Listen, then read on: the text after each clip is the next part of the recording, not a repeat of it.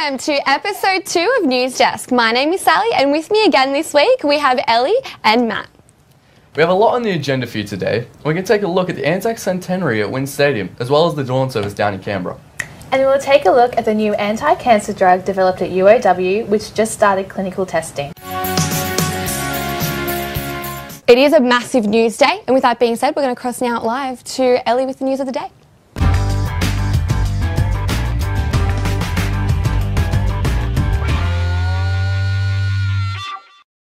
The two leaders of the Bali 9, Andrew Chan and Mayan Sukumaran, were executed early this morning around 3:25 a.m. The families of the men pleaded for mercy but did not persuade the Indonesian government. As the aftermath of the 7.8 magnitude earthquake that shook Kathmandu on Saturday, Nepal's Prime Minister Sushil Koirala has said that the death toll could reach up to 10,000 as information from rescue teams in villages in remote regions arise.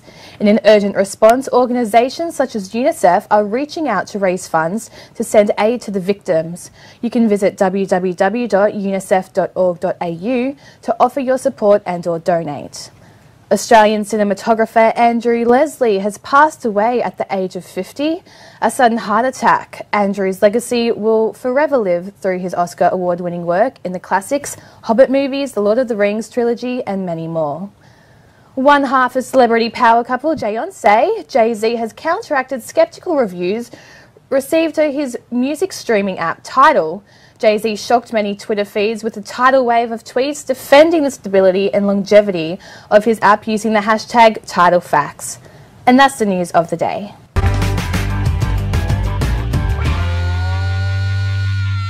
The fate of the Phoenix Theatre remains in the community hands for the moment. Wollongong City Council has considered recommendations to sell the ageing building with claims it is too costly to maintain. Council has given 60 days for proposals from parties interested in purchasing or leasing the site, with the provision that it must include a theatre. The current Phoenix Theatre Group hope to be the new owners of the facility. We would hope that Council see the value in what we've done and what we've put into the building, and also the link we've made with the community, particularly the university community. Theatre Director Steen says the group has been funding any repair work on the site, despite Council's claims that they are responsible for the building's upkeep. Council will meet again in June to discuss the proposals. I guess we can just hope the new owners stick to their word and keep it a theatre like the Phoenix Theatre's already promised. Well, Saturday marked 100 years since Australian and New Zealand soldiers arrived at the Gallipoli Peninsula. To celebrate the centenary of the ANZAC, thousands of locals congregated in Wollongong CBD to participate in the commemorative events.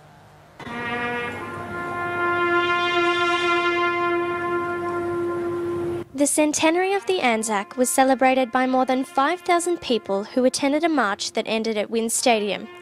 The ANZAC spirit was embraced by a record number of young people, but especially by those who have served. My grandfather was at Gallipoli and on the Western Front. My father was in World War II and I was in Vietnam, and I lost friends, they lost friends. And it's a day about remembering the sacrifices made by those young men at that particular time. The youth of the community were the focus of the ceremony, with committee members thanking them for keeping the ANZAC tradition alive. 2 UOW students and descendants of World War I veterans were awarded Centenary of the ANZAC scholarships for their involvement in peacekeeping activities. 100 years' time, I want those scholarships to be still going. And that means that this centenary of ANZAC will have left something behind. The patriotism and community spirit here in the stadium is incredible. There are thousands of people of all ages commemorating our fallen soldiers. The day concluded with a 100-piece children's choir performing We Are Australian, a true testament to ANZAC Day in Australia.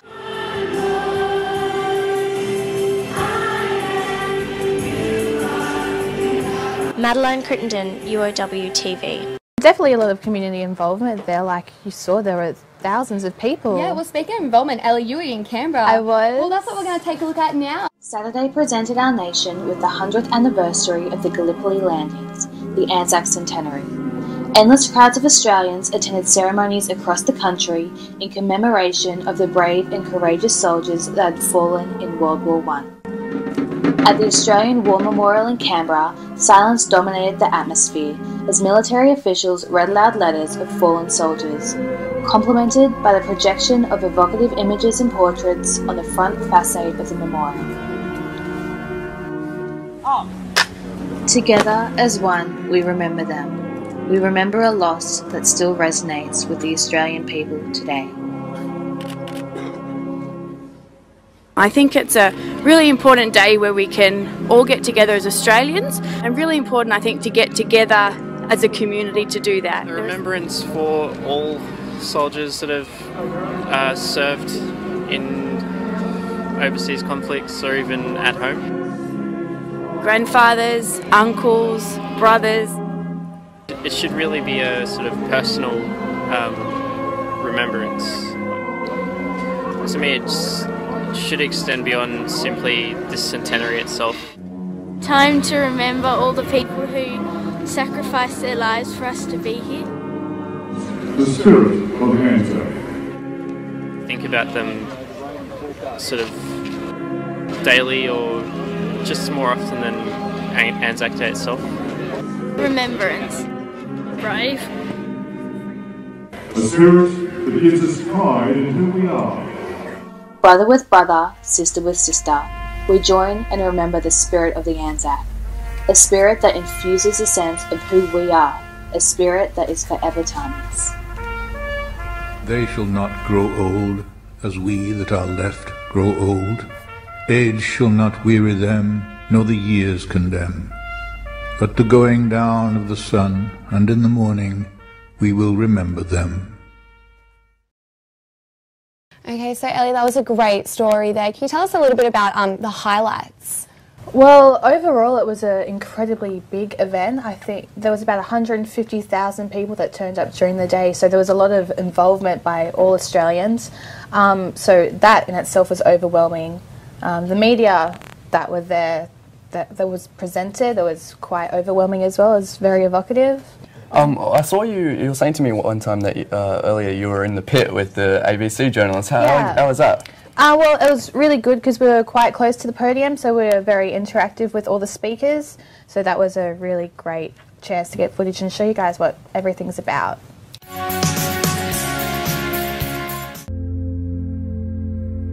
My name's Sydney Peed. I am the editorial content manager today, or one of them. Daniel Jeffrey, I'm a topic editor today. My name's Peter Prandalos and I'm hosting the afternoon shift of Radio U today. My name's Grace Stranger and I'm the editorial content manager in the newsroom today. I think the best part about being a journalist is putting faces to stories and really realising that behind every story is a human person with a real life and a real job and a real family, and you get to express that to the rest of the community.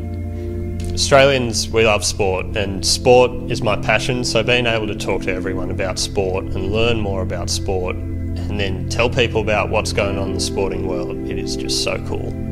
The amount of practical experience that you get working within these newsroom subjects, where it's the actual experience of being a journalist without being out there in the world, so it's not as daunting, but you're still getting great experience. You're writing stories constantly, you're working to deadlines, and yeah, it's getting you out there.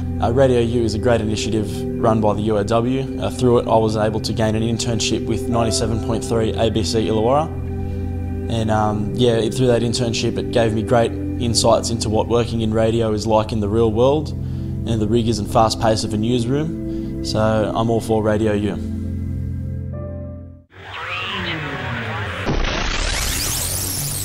A new anti-cancer drug has been developed right here in the centre of University of Wollongong, and it's been set for clinical testing. Phase 1 of the trial will be able to determine accurate dosages and possible side effects.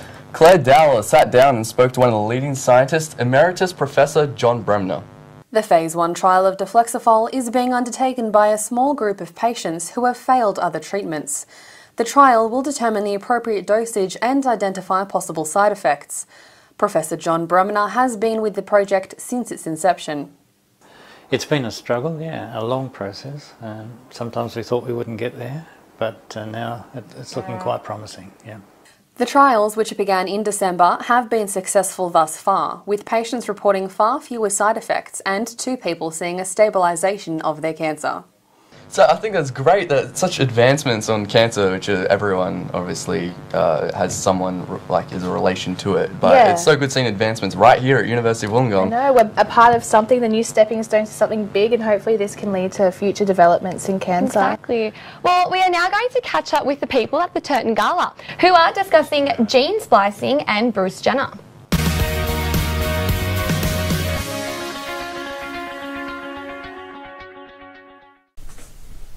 Oh, hi. Oh, God, they're the worst.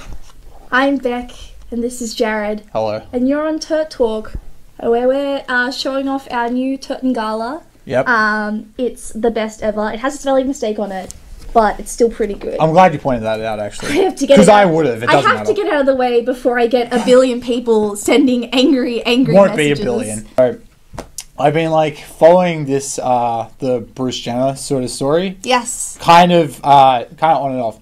But the main thing about it that has been getting to me is that it keeps on coming up again and again. So Is it like the song on the radio that you hear and you're like, oh, that's like cool, and then you hear it 5 other times in a row and you're like, oh, that's less cool? Yeah, I mean a little bit. So it made me think about how, we are at a point where, if a famous celebrity comes out, whether it be like as transsexual, transgender, or homosexual, then that's great, and that's like a boost for the queer community. But my issue is that when I think it's mainly because it's like being produced through all these like really shitty channels. Yeah. These people aren't looking at it from the perspective of like, oh, good for Bruce Jenner. It's more like, this is crazy. Yeah, so your issue is that like this whole thing is being sensationalized. Yeah, exactly. So it's harder for transgender or transsexual people to lead normal lives when the media is constantly saying that this is so abnormal. Yeah, and that it's like crazy that this is a thing in the first place. So like it's like this weird like combination of like praise, but also like, because people should be, I think at the moment it's very hard for a lot of people to come out because of the fact that it's, so looked down upon by a lot of people and there's so much homophobia. But I think that we're only really going to get to a point where people can, come out and it's not any big deal and no one raises an eyebrow when people just don't care anymore. And it's becomes that thing of like, oh, you're gay, okay, whatever. In terms of the world of science, which I know is a world you favour. Yes, indeed. Chinese scientists have confirmed that they've done some gene tweaking. Okay, so, in what respect? In babies, they've taken deformed genes in the DNA and gotten rid of them. What were they getting rid of? So they used another string of DNA to sort of like replace that. Gene splicing? Yeah, gene splicing. Okay. And they said that it didn't work 100% all the time. So this isn't going to be... That's not good. That mutant babies. Hey, I always wanted a baby with 8 arms. Yeah, it would be pretty handy, actually. Then I like can crawl better. Really and good like at Spider-Man's up the walls. There's a lot of benefits, I will bet.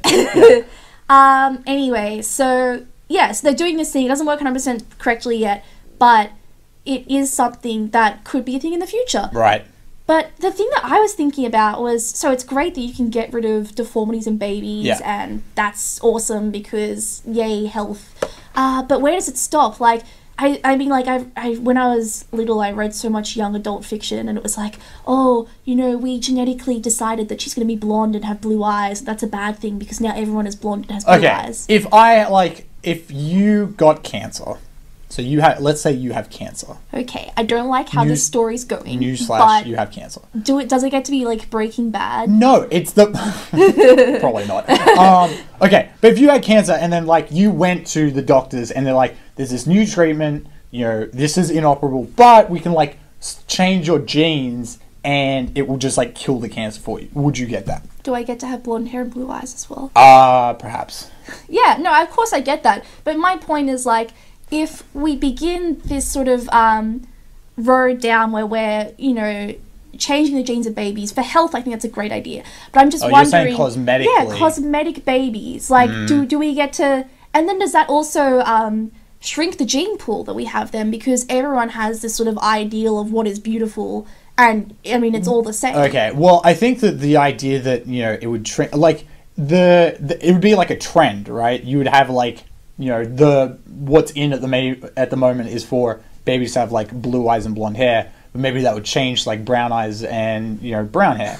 But what I'm saying, okay, I see what you're saying. You're like, wouldn't it be great if like in like 10 years time the trendy baby at the time is like how we look back on like the 90s or the 80s, and they're just like really daggy, like they have leopard print shaved hair, and they wear like glasses with like tinted lenses and like blue. I think it would be better if it was like a Sims 3 like customization of your own baby. And then maybe if you just get bored, you just want to like play the game and have your baby, you just hit the randomize button. I think we'll wrap it up there. Yeah, I don't know, it's going pretty well. No, we'll wrap it up at you putting a bag over your head.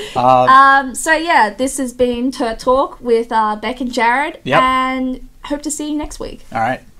Alright guys, if you could pick an animal to be gene spliced with, what would you be? I have thought of this many times before. Really? Every night before I go to bed. Oh. That is legitimate. I reckon it'd be so cool. Tigers are cool, lions are cool. Yep. Eagles with the wings just soaring I around. believe I can fly. You hit that note, Ellie.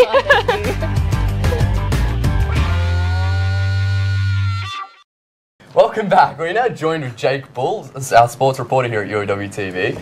He was at the game for the Illawarra Cutters beating Wyong Roos 22-14, which was their third win of the season. But before we hear from Jake, let's just have a look at his video.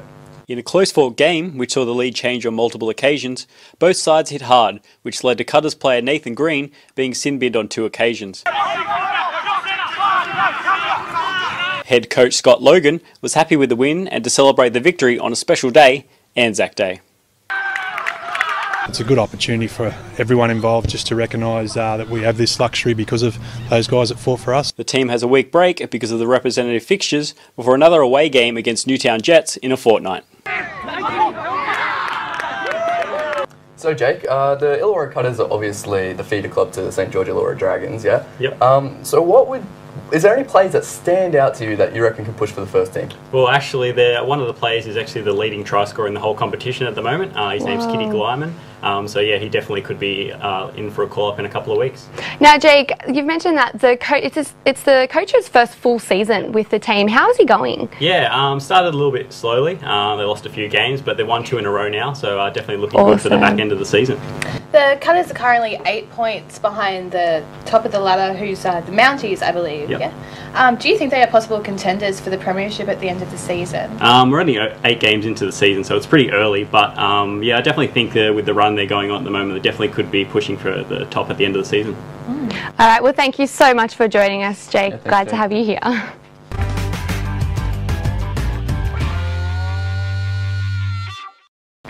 75 people have donned the fluoro and left their ego at the door to raise money for Lifeline South Coast. Let's take a look. The entry fee was a gold coin donation, with all proceeds going to Lifeline South Coast.